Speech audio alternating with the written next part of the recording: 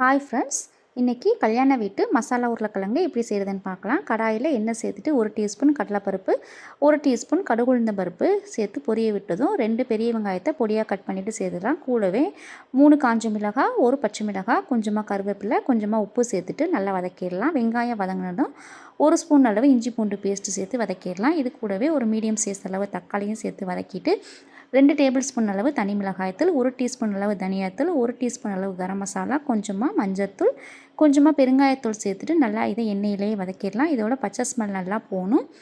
நல்லா வதங்கினதும் 1/4 கப் அளவுக்கு தண்ணி சேர்த்துட்டு இதை 5 மினிட்ஸ் அப்படியே விட்டுடலாம். எண்ணெய் பிரிஞ்சு நல்லா மேலே வந்திருக்கும். இந்த ஸ்டேஜில் 1/2 கிலோ அளவு உருளைக்கிழங்கை வேக வச்சுட்டு இந்த மாதிரி கட் பண்ணி எடுத்து வச்சுக்கலாம். அதையும் சேர்த்துட்டு அப்படியே இதை வதக்கிடலாம்.